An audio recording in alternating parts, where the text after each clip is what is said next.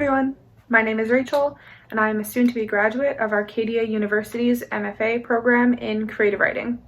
Today I'm going to read a few pages from my novel. It is a 77,000 word YA novel titled The Crown Point Murders. It has two main characters, two teenagers from Crown Point. The story begins in Charlotte's point of view as she visits her best friend Luke, who'd just been in an accident. He is unresponsive and unconscious, and things are not looking good for her best friend. She wants to figure out what happened to him, and she bumps into Chase online. Chase hosts a true crime podcast, and he is a Crown Point local, and the pair embark on quite the journey to figure out not only what happened to Luke, but what is really going on in Crown Point. I'm going to read a few pages from my novel to you, and we are going to begin with Charlotte first meeting Chase. Prior to this scene, they meet for the first time at a local Starbucks and talk about Luke's accident. Chase tells her to get in the car and let's go somewhere, and this is what happens. This excerpt is in Chase's point of view. The story begins in Charlotte's, and the chapters then alternate on and off between Charlotte and Chase. So this is in Chase's point of view. I park at the visitor center. Charlotte jumps out immediately, and it's the first time I've ever seen her excited about anything. I follow behind her. "I love this bridge," she says and clasps her hands together. "My dad and I used to walk across it almost every night in the summer." I take a mental note that she said, "used to," and smile at her. "That's awesome. I had my first heartbreak on this bridge."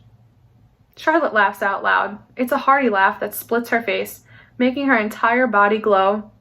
I stare at her for a moment, the warm breeze blowing strands across her face. She's beautiful and free-spirited when she isn't so focused on being so sad. I wonder what she was like before. "I'm serious," I say. My smile grows wider as she continues to laugh. "I tried to bring her to two places at once. What's wrong with that?" Charlotte bends over and tries to compose herself. She flips her blonde hair around and ruffles it up, giving it more volume, and runs her fingers through it.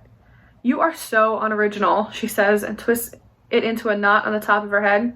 She secures it without a hair tie, and I wonder how she does that. Just because Nicholas Sparks did it doesn't mean you should. And everyone does that on that bridge.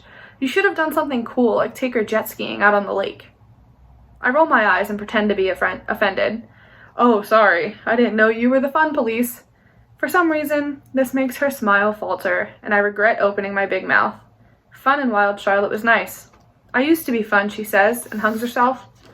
Sweat is pooling at the small of my back as we trek up the bridge to the middle. I can see this walk is no big deal for Charlotte, but I stopped running with Scott after we graduated, so my lungs are screaming with each step. Charlotte walks with ease. The muscles in her tanned legs bolt as her flip-flops flap against the concrete. I tear my eyes off of the blue string bracelet she has tied around her ankle. Harley pops into my mind every time I cross this bridge, mainly because I'm only ever on it with Scott, who loves that story, and because it was the first time I ever truly disappointed somebody. I know I shouldn't care now, and really, I don't. But there was something soul-crushing about how Harley looked at me that day.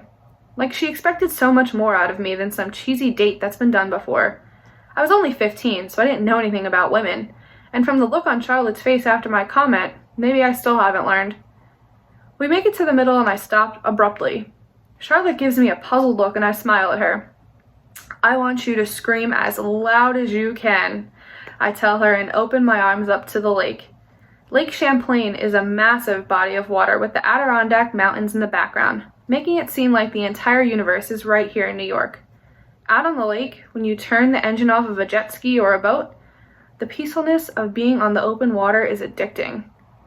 The mountains make you feel like you won't just float off the face of the earth if you bob around on the water for a little while. "I can't do that," she says and looks around. "I'll scare people." "No, you won't, and who cares?" I turn to the water and grip the railing. I lean over it and scream as loud as I can down into the water. My throat starts to burn and beads of sweat drip down my face.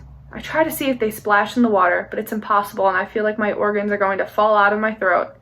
I close my eyes and stop screaming, taking a deep breath and standing up straight. I look at Charlotte, who's staring at me like I just zapped out of the sky, and I shrug. "Do it," I say. I lift the hem of my shirt and wipe the sweat off my face. It'll make you feel amazing." "I don't think so." Charlotte crosses her arms. I've already picked up on that being her signal that she's over whatever you're doing or saying, so I walk past her in the direction we came from, sticking my hands in my pockets. That is an excerpt from my thesis. I hope to one day get it published, and I hope you all enjoyed that little taste of Charlotte and Chase's world in Crown Point. Thank you.